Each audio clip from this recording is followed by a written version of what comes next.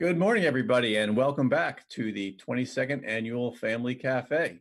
I'm Jeremy Countryman, Program Director, and I'm once again here with my good friend Joe McCann. Good morning. Good morning, everybody. Good to see you, and welcome back to your Wednesday here at the 22nd Annual Family Cafe. We had a couple great presentations for you today. This morning we have a presentation on disaster preparedness hosted by the Agency for Persons with Disabilities, and this afternoon too, you can come back for a conversation with the Director of the Division of Vocational Rehabilitation, Allison Flanagan. Before we begin this morning's presentation, I think there are a couple things we want to go over. First of all, I want to remind everybody out there in TV land, or I guess Internetville, that you got a pink card and a report card in your packet that we sent you when you registered. Your pink card looks like this. You can use it to submit questions and comments to state agencies. We take those comments, we put them together, and that's how we make our question and answers book that we publish each fall. There's also a report card form in there. It looks like this. That's so you can let us know how we're doing, how you enjoyed the event, what we might do better next year. Now, how do people get those back to us? God willing, the event next year will look a little different than it is this year. Oh, yeah, it'll be a real one, real in your face. That's right. That's right. What did you just ask? How do we get these back from people, Joe? They mail them to us. They send them back to us. So please make sure you send that back to us. And when you do, we will send you a free gift while supplies last. So we definitely need your return address when you send those in. So make sure you give us your address when you take care of doing that. I should also mention our smartphone app. If you haven't downloaded it, it's a good way to keep track of what's happening when throughout this event that goes all the way through a week from Friday, June 19th. You can also complete the report card and the pink card right there in the app, Joe. There you go. Wow. The other good thing about the app is you get a little message from me every morning letting you know what's happening that day. That's not great, but you know. Yeah, you hear that your phone buzzes, you think, oh, maybe it's Jeremy from the Family Cafe getting in touch with me personally. Yeah, I'm sure. Yeah. So tell us a little bit about what we have going on here in our 11 o'clock hour, Joe. So at this presentation, we're going to be talking about disaster preparedness, response, and recovery. The Agency for Persons with Disability, Karen Hagan, is going to be making a presentation. Now, this is a recorded session, so we want to just let everybody know that there's not going to be an opportunity for question and answers in the end, but you can still put your questions in the comment section on Facebook Live, and we'll do our very best to answer those. And get those to Karen and she can see those as well after this is recorded. Absolutely. It's a little different. Yeah, so we won't have live Q&A, but certainly share your questions and comments because we like to get answers for people, whether we can do it live during the session or after the fact. That's right. So, of course, disaster preparedness, a very important topic here in the state of Florida with hurricane season starting June 1st, right? Mm-hmm. So already a week into it. We've already had one tropical storm that dropped a lot of rain up here in Tallahassee. You may have had some weather where you are too. So no better time to get ready than right now. Absolutely. So let's hear what Karen has to say, what tips she has in this presentation, disaster preparedness, response, and recovery. Hello and welcome to our workshop on disaster preparedness, response, and recovery. We are so grateful to the Family Cafe for holding their 2020 conference, even virtually. There's always so much good information shared, and I know that we are all better off as a result. So I hope that you enjoy the conference this year, and I hope that you enjoy this presentation because it really is so important. I want to thank Elizabeth Matthews, who is our waiver support coordinator and liaison from our state office for the Agency for Persons with Disabilities. She's going to be helping me with the slides, and we're going to be moving forward. So Elizabeth, if we can go to slide 2. I am excited to share this year's workshop with you. My name is Karen Hagan, and I'm the Emergency Coordination Officer at the Agency for Persons with Disabilities. I hope you're staying safe and taking the necessary precautions as we face the COVID-19 public health emergency. This has challenged us in ways we never thought about. And we've had to solve problems we've never had to solve before. And I know that I'm speaking for you as well as myself and all of us. It definitely speaks to the importance of taking the precautions necessary to keep ourselves and those we care about safe. And hurricane season 2020 began on June 1st with COVID-19 still with us. This will prompt us to do some things a little differently as we prepare for and respond to tropical events this hurricane season. You know, spending time preparing for the kind of emergencies that we know could affect us has a guaranteed return on investment. So this session is going to include the kind of information you need to prepare for disasters, respond to them in a safe and effective way, and recover from them, keeping you, your home, your family, and those you care for as intact as possible. Elizabeth, can we go to the next slide? So this slide says that disasters affect everyone, and that is true. When we are talking about a hurricane or a public health emergency, disasters know no boundaries. They do not care how old someone is, how much money someone has, what challenges they face, or where they live. We, on the other hand, can have an effect on how safe we are in a disaster. We need to know what the risks are where we live. If we live in a floodplain, we know that there's a chance that our home may flood.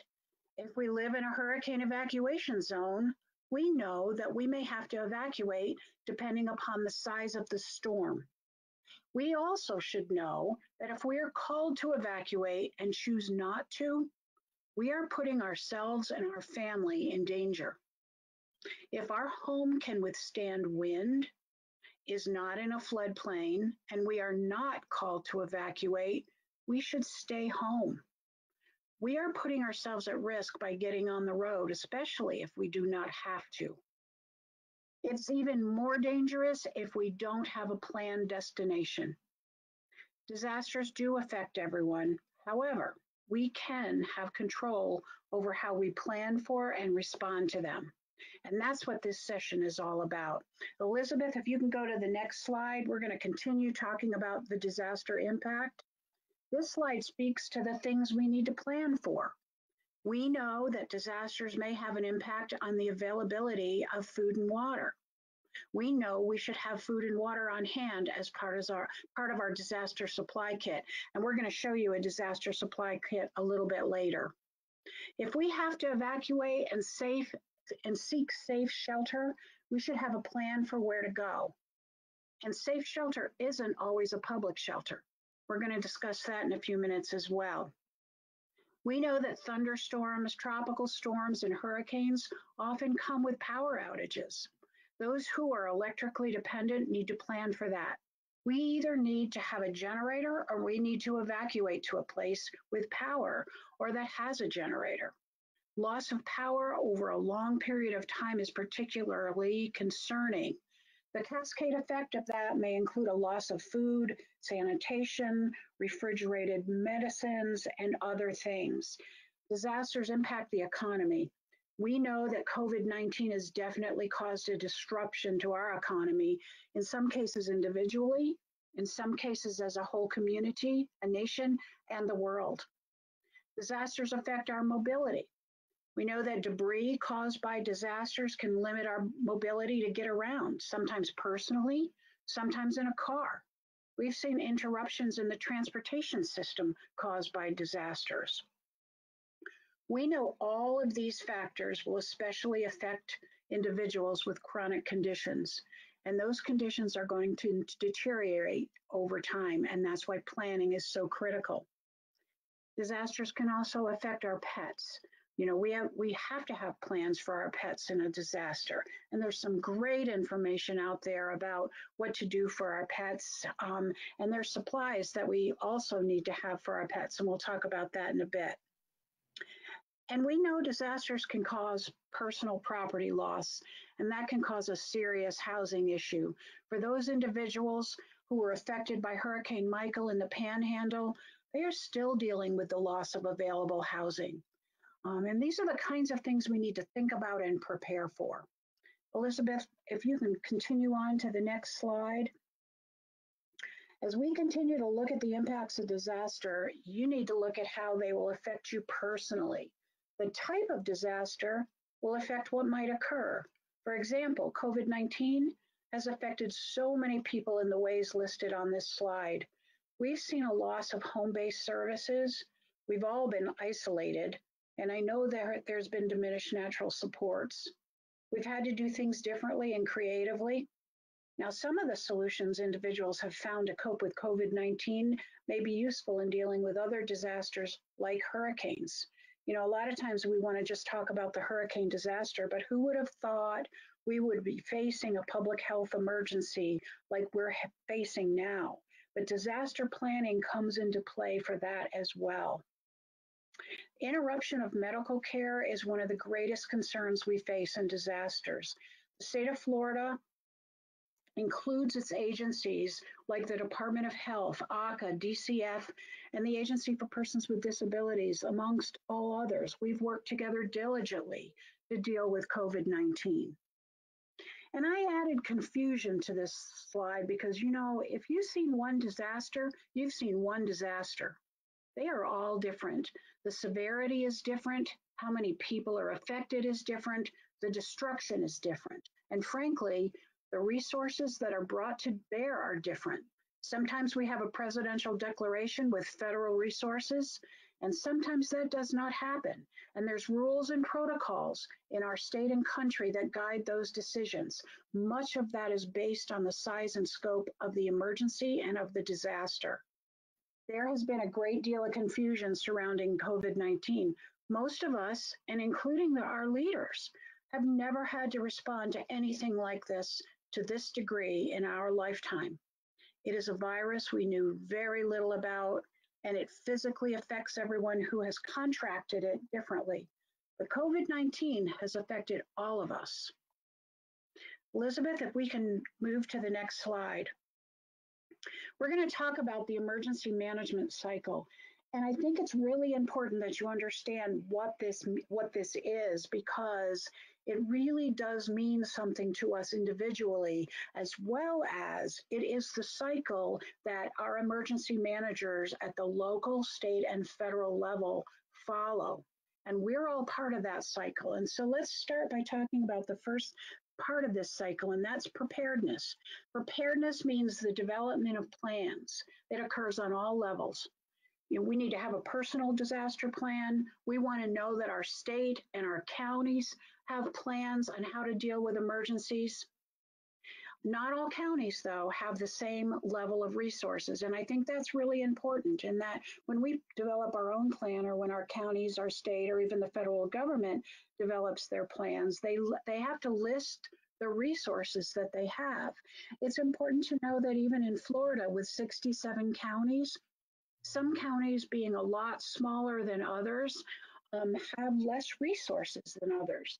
And it's important for us to know what those resources are so that we can manage expectations.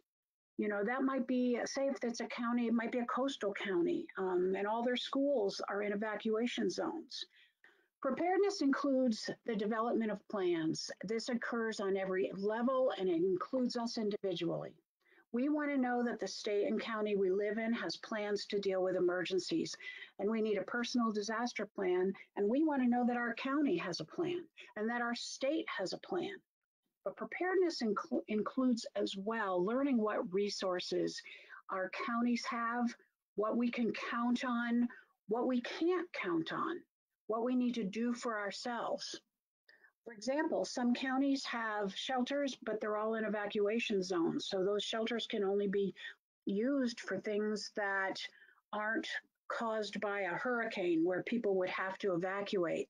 Some counties have a transportation system that's very robust, and they can pick people up and bring them to shelters.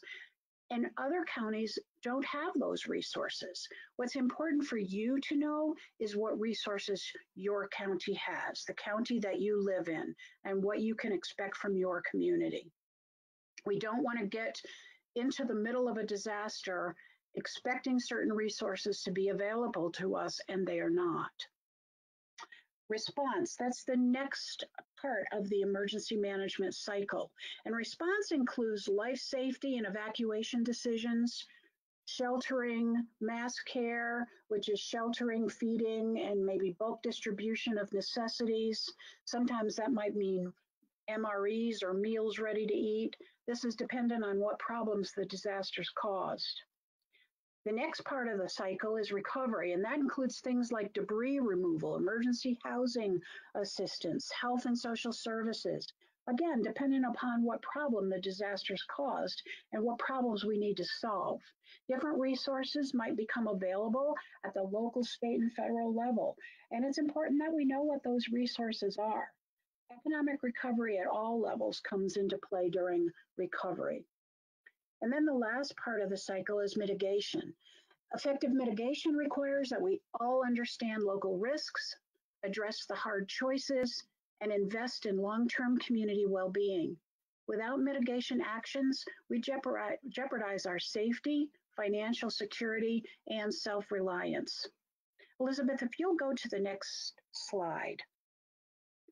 So as we talk about local, state, and federal government response, let's start by saying for local, all disasters are local. The first assistance you're going to see, or the first assistance to any disaster, is going to be from local responders.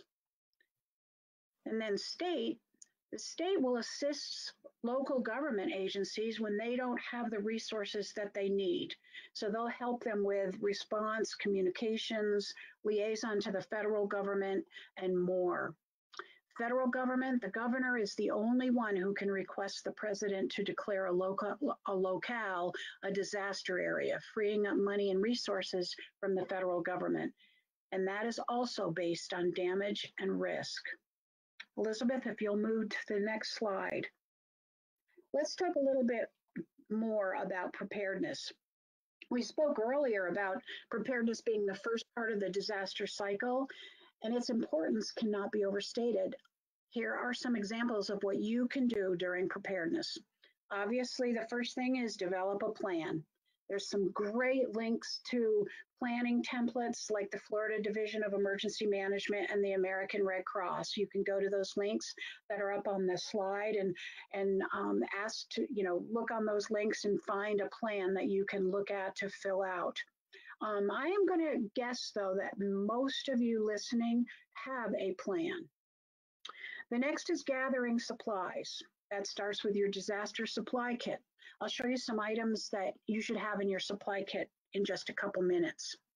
Know your community resources. This could be shelter resources, transportation resources. We talked about that earlier. If there's locations that usually provide sandbags, evacuation routes, etc. Especially when we think we're going to get a lot of rain. There's a lot of communities that will say, if you need sandbags, this is where to go to get them.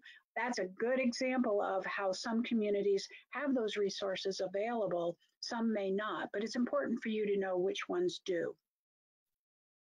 Communicate your plan to family and to caregivers. Please let your family and caregivers know what your plan is, what you're thinking about. Will you stay in your home if you don't have to evacuate?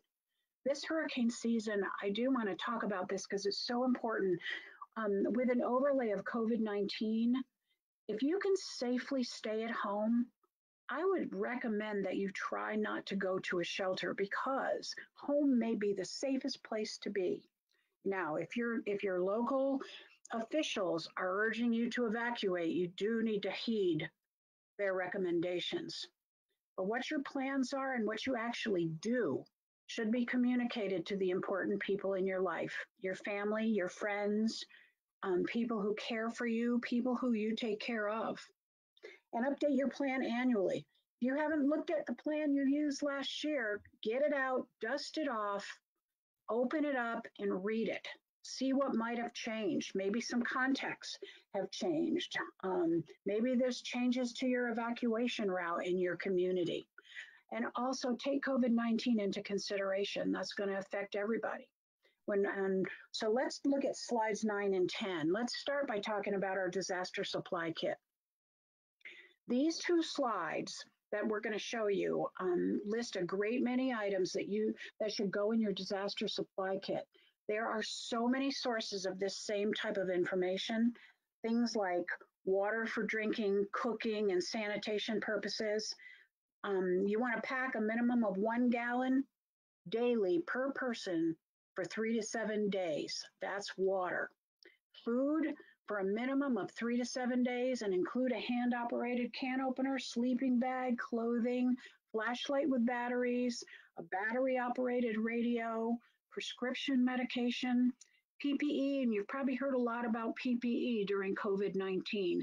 PPE is personal protective equipment, things like masks, hand sanitizer, and gloves. Also, pack cash. You need to make sure you have some cash available and put your important documents in plastic. And if you have a pet, have food and supplies for them. Response, that's slide 11. Elizabeth, if you'll move us next. We spoke about preparedness. Now let's talk about response. This is where true life safety actions come into play. First responders such as fire, police, and EMT are active during this time. They're trying to protect our citizens and our communities. Decisions about evacuation and sheltering come into play. Remember, we said you want to have a radio and with batteries, a battery-operated radio, so that you can continually listen to the radio and listen to what your local officials are saying. They're the ones who are going to tell you what to do, and we need to heed their advice always. And so first responders are always trying to protect our citizens and our communities. Decisions about evacuation and sheltering comes into play here, and this is where listening to your local officials is so important. Emergency management agencies are responsible for coordinating all of the government services in your community that need to be part of a response to a disaster. At the State Emergency Operations Center, every state agency is represented and have emergency coordination officers like the role that I play at APD. So we've got one state emergency operations center, and then there's another emergency operations center in each of the 67 counties in Florida. We work together, and whether we're talking at the county level or the state level, we work together to try to solve problems each of our consumers and constituents have. For example, if you're an APD consumer and you let your regional operations manager know about issues you're having due to a disaster, this might be an issue that your county emergency management agency can solve, or it might be an issue that they need to raise up to the State Emergency Operations Center.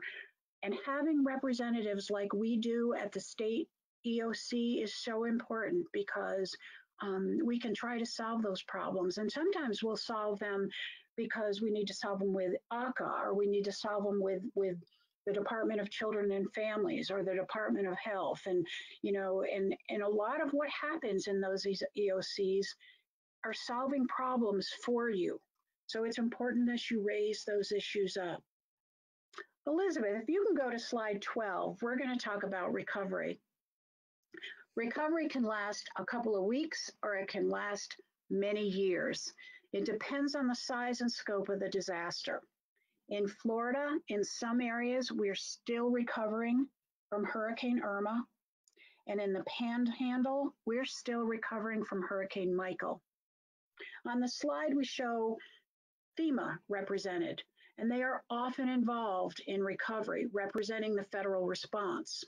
But if the size and scope of the disaster event doesn't warrant it, then FEMA resources may not be brought to bear. And not all FEMA services are brought to bear even when FEMA is involved. And that's why you being very well informed about the resources that are coming into play after each disaster is so important.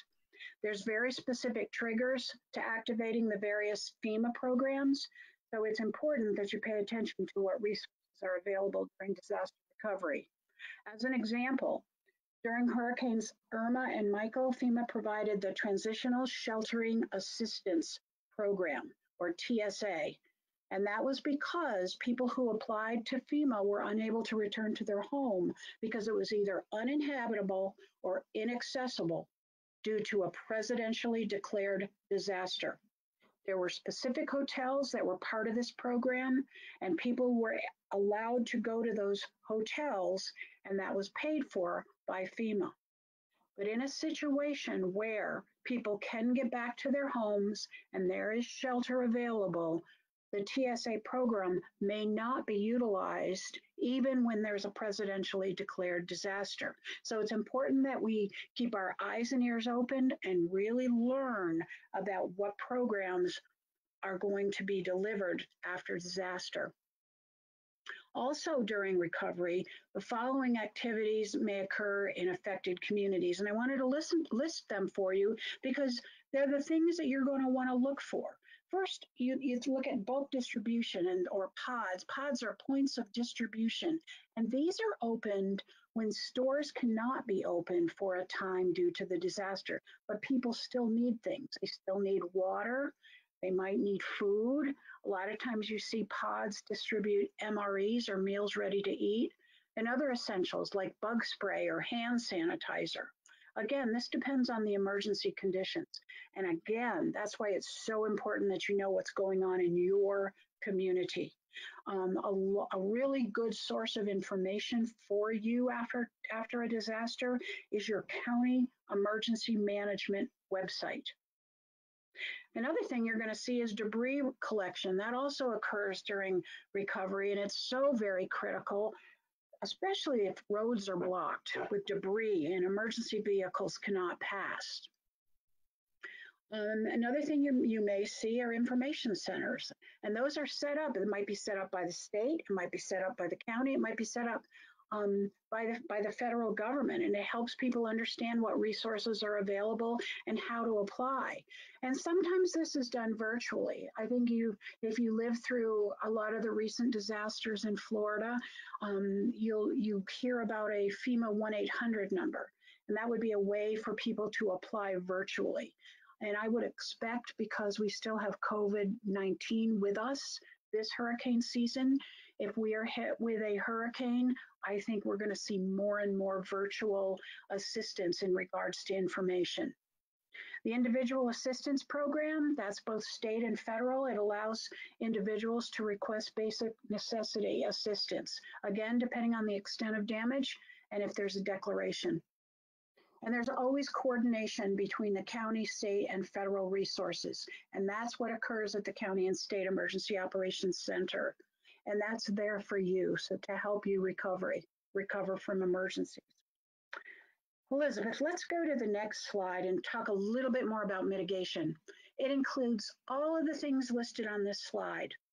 Being educated about your risks, what to do to make your home stronger against the wind, trying to move to a home in a floodplain, etc., are all mitigation measures. Mitigation efforts by everyone affects how resilient we are individually and as a community. Let's talk about sheltering. Elizabeth, if we can go to the next slide. There's two types of shelters, public shelters in Florida. There's general population shelters and there's special needs shelters. For your safety and the safety of those you care about or care for, if at all possible, going to a shelter should be your last resort. If you don't have to evacuate because local officials have deemed where you live is safe, you should stay home, especially if your home is built to withstand wind, in the case of a hurricane, for example. If you need to evacuate, though, then during preparedness, think about where you might evacuate to, such as a friend's home or a relative's home, someone who lives inland and safe. Think about multiple solutions and have those conversations with the people who you might be able to evacuate to and stay with for a little bit after a disaster, or even before if we're talking about a hurricane. Let's I want to mention a couple more things about a general population shelter. You know, you see we have a picture of a lifeboat there, because going to a general population shelter should be a last resort and looked upon as a lifeboat. If it's your only choice, then and you have to evacuate, then that's what you need to do. They are responsible to have basic first aid, and they do want to make sure that they're accessible to everybody. You know, generally during non-COVID-19 times, you might expect to be in a shelter and there might be 10 to 20 square feet per person between you. But because of the need for social distancing, the planning is looking at even 110 square feet per person in a general population shelter. What that means to you is that there's not going to be as many people allowed in the shelters we normally think of going to. And that's important for you to know. And that's why your planning is going to be so important this hurricane season, and to be thinking about an alternative location to go to. Let's talk about special needs shelter. Elizabeth, if you'll move us to the next slide. This should also not be your first option. As you know, the comforts of friends or family are going to be so much better than any shelter you might be able to go to. But I do want to let you know, if going to a special needs shelter is something that you're wanting to consider, you do need to register on your county emergency management website, and you need to register annually. Don't think your registration of 2 or 3 years ago is going to carry you through. So you need to register annually. Plus, it allows your emergency management agency to do appropriate planning on their part. Usually we see individuals who might be medically fragile or oxygen dependent or electrically dependent planning to go to a special needs shelter. But again, we're going to see a lot. This says 60 square feet per person, but I believe this summer, because of COVID-19, they're going to need to have a whole lot more space between people because of the need for social distancing. So it's definitely something you need to think about. Let's move to the next slide and talk about alternatives to shelter. You know, when you're not in an evacuation zone, you may not need to even leave your home. So know your zone, know your home. Go to your emergency management website, know what evacuation zone you live in, know how strong your home is and how much wind it can resist. APD has licensed group homes, and using a host home approach is really preferred. We would love to see, and good planning is happening statewide, trying to find host group homes where people could evacuate to. It'd be so much better for the individuals. We can combine resources. There's an improved level of supervision and response resources. And obviously it's a better environment. And it's a place where services are going to be flexible. Elizabeth, let's go to the next slide and talk about evacuation. If any of you have evacuated before, you know there's always issues with evacuation.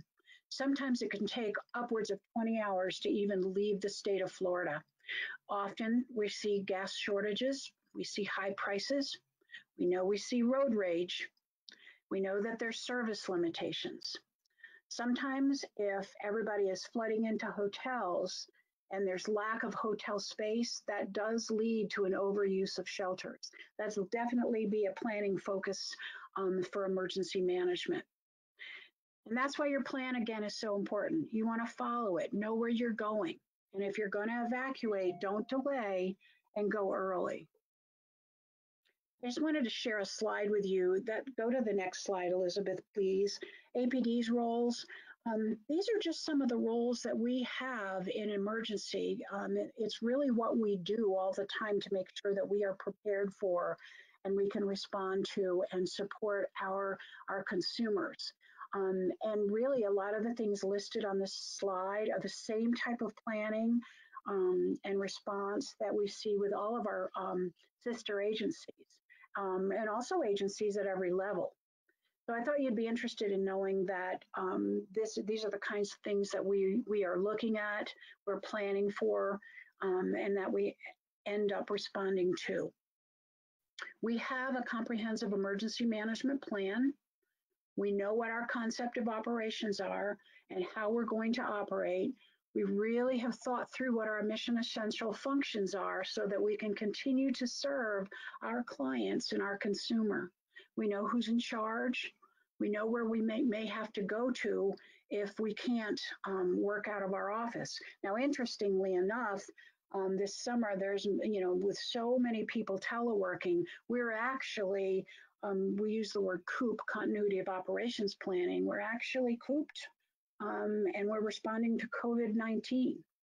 We always have designated representatives at the State Emergency Operations Center. and we communicate essential information to consumers and providers and our waiver support coordinators and our staff.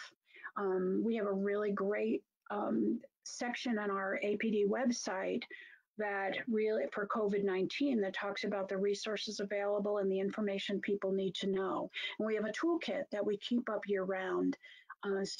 Which will help people prepare for. And there's a lot of the links that you saw in this slideshow. A lot of those email addresses are up on our disaster recovery toolkit on the APD website. And we work with partner agencies. We work with them before, during, and after a disaster. Elizabeth, let's go to the next slide and talk about how important it is that we gather the right kind of information that we need to solve problems. We present the issues you have during emergencies to our state emergency response team when they're activated. We find out through our regions and our waiver support coordinators the kind of things you're dealing with and what you're facing and what your questions are. And we really want to know what's happening in our licensed group homes, what's happening for individuals in supported living or individuals in the family home, what's happening to folks in our APD managed facilities. So that kind of information gathering is happening daily in an emergency. We have during COVID-19, we've had ongoing calls and conversations with a lot of individuals, a lot of our providers, our waiver support coordinators, our staff, and our partners in the state to make sure that we're all on the same page and we're trying to solve problems together. Elizabeth, let's go to the next slide, response and recovery resources. I wanted to let you know about some of the resources in case you needed them. As we've been talking, there's a lot of great information on the local and state emergency management website. The Florida Department of Health has extremely good information about COVID-19 and other preparedness resources as well. I already talked about our APD website, our recovery toolkit. We also have a resource directory that we keep up to date all the time. And so communication is key. I cannot stress it enough, how we communicate with each other, how you communicate with your caregivers or the people that you care for, how you communicate with your friends and families. It's key to successful recovery. APD, we want to know about how you're doing and what your questions are. We want to continue to provide you with information that you need. And we want to be able to provide you with the resources that Florida has been able to bring to bear. It might be federal resources, they might be state resources, they might be local resources. We've used our Everbridge emergency notification system during times of disaster to provide critical information. And we share the news releases coming out of our governor's office, who's really tried very, very hard to keep everybody up to date on whatever the latest emergency is.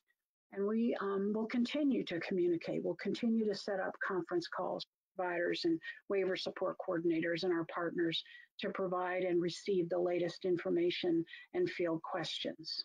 Elizabeth, let's go to the next slide, please. Let's be disaster ready. We need to start with ourselves. We need to make sure that we have our own plans in place because we can't help anybody else if we're concerned about ourselves or our families. So we need to have our own personal plan in place first. The Family Cafe wanted this session because they want you to be disaster ready. On one of the links, you're going to find information about preparedness for individuals with disabilities. And there's 3 important themes I want you to remember. There is no one-size-fits-all disaster or emergency. Know your county. We've talked about that. Know where your evacuation routes are, and if you need to evacuate. Know what radio station to listen to for important information from local officials. We want to take an all-hazards approach. Think about what risks you face. Do you live on the coast?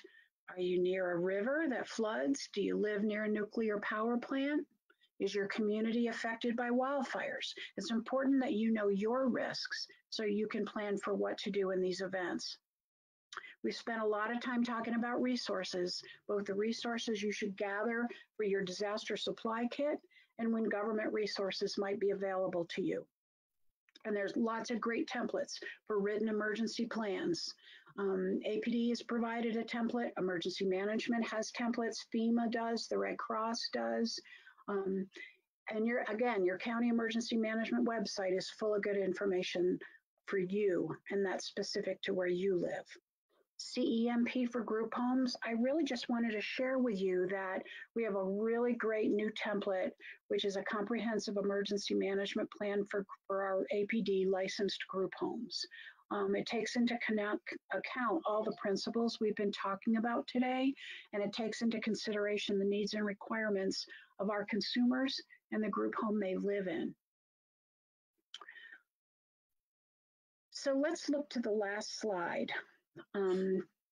One of the last slides we have is called the plan, and I wanted this to be really one of the final slides I have for you, because you've heard the saying, when you fail to plan, you plan to fail. And that is so true for emergencies. We care about you, and we want you to take the time to plan for disasters and emergencies. As you begin your planning or update your plans, you may come up with questions. They might be questions you want to ask your family, your caregivers, your emergency management director, or an agency you're associated with like APD. Ask those questions. The plan should be a living document, and it should be ever changing, because nothing stays the same, as you know. The key to planning is the process. It's the conversations that you have. It's the questions that you ask, and it's the what ifs. Ensure that those who are tasked with a role in your plan are aware of that, and they remain available to you. If you expect that a friend or relative is going to pick you up and bring you to a safe place, make sure they know that's what you expect of them, so they can be there for you if possible. And make sure you have everyone's current phone number listed in your plan. And for that matter, if you've got everybody's current phone numbers, make a list and put it on your refrigerator so you know who to call first. Have everyone in your family, this is an example of a good piece of a communication plan. Have everyone in your family have a relative who lives out of state, get their phone number, and everybody in your family should call them no matter where they live, because sometimes if somebody lives out of state, you can reach them easier than someone who lives in a disaster-affected area. So it's important that you let them know that you're all safe and well. And practice. When I say practice, even if you hear about a disaster in another area of the state or country, think about what you would do if that was happening to you. Look at your plan and see if it covers it. Ask questions. And Elizabeth, if you'll go to the last slide. I know I've covered a great deal of information today. I hope it helped you think about your risks, your plan, and what you will do if a disaster happens to you. As you know, disasters can happen at any time and any place. Their human consequences are hard to predict. But if you have a plan and you know what questions to ask and you communicate before, during, and after an emergency, you can really mitigate the effects of a disaster on you, those you care about, and those you care for. Thank you so much for listening today. And we just wish you a very, very safe hurricane season, and we hope you stay safe during COVID-19. Thank you. All right. Thanks very much to APD and our presenter, Karen Hagan, for sharing all that really valuable information with us. I just want to reiterate that because that presentation was pre-recorded, we don't have a live question and answer period, but we do certainly invite you to share your questions and comments there on Facebook, and we will get answers for you, and possibly even get Karen to respond to some of those posts as well. Absolutely. No, that was great. And Karen, thank you so much for doing that. There was a lot of really great information. And this, of course, this year, you know, is so different with COVID-19 and all the other challenges. And I specifically appreciate how she said at the beginning of that, you know, energy and resources spent is a guaranteed return on investment. That's such a great point. And yeah, anybody who sat through 5 days of no power, you know, you don't have to do that twice or worse. So it's just so important to be prepared. And that was some great information. So thank you so much to APD and to Karen.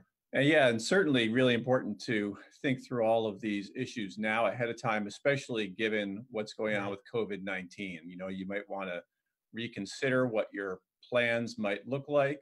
As Karen mentioned in the Yep. presentation, every year you should sit down and rethink at the beginning of hurricane season, at least, what your plans might be if you have to evacuate, what you can do to be ready to shelter in Yep. place. But when you have to factor in the pandemic and those issues, Yeah. absolutely makes it more imperative to think about it ahead of I time. also like when she said about how to look at other disasters that have happened to people in other states and think, would I have been covered if that had happened here?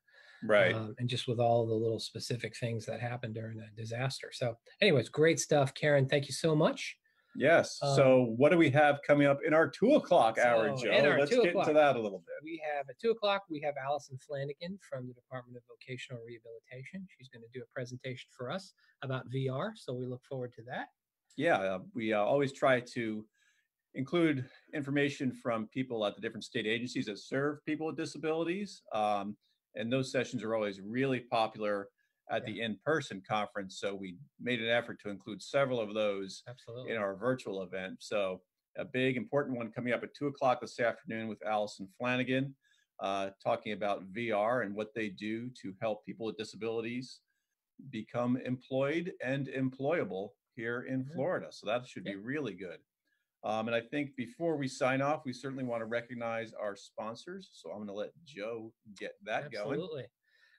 Florida's qualified ABLE program is called ABLE United and allows you to save tax-free without impacting eligibility for public benefits like SSI or Medicaid. Join the thousands of account holders today. Plus, when you enroll by June 30th using promo code FAMILY75, that's FAMILY75, FAMILY 75, you'll receive a $75 contribution and an exclusive prize pack. So thank you to our friends at Able Yeah, and United. of course, they were here yesterday Yesterday. morning doing a presentation about Able United and how it works. Mhm. So that presentation, you can certainly go back and watch it again. Yeah. And of course, every live session that we do here during the virtual annual Family Cafe, all of those videos can be found on Facebook, either in that live tab where it keeps everything that you've done live previously, or if you go into that video section, they're in there as well. So if you missed something, want to go back and rewatch something, want to pause it on a particular slide so you can write down some information, definitely go dig through those and you'll find whatever you need in there. So in addition to Able United, who's a sponsor of ours this year, we also want to recognize Career Source Florida, Disability Rights Florida, and Sunshine Health, who are all coming together to help us make this event a reality. So I guess that about sums it up for our morning session here on our Wednesday. What do you think, Joe? You ready to put a lid on it for now? What is this, day 5? I've lost Day track. 5, I think. We're not even close to halfway. Not quite. No. Not quite. No. But it's fun. It's fun. And I hope No, everybody I'm is able enjoying to enjoy the additional content that we're able to provide, in this format. Yeah. So we appreciate it. We're having a good time doing it. So hopefully you're having a good time watching it. We're learning a lot, that's for sure. Absolutely. All right. So we'll learn even more when we come back at 2 o'clock. Can't wait to see you then. All right. See you then. 2 o'clock.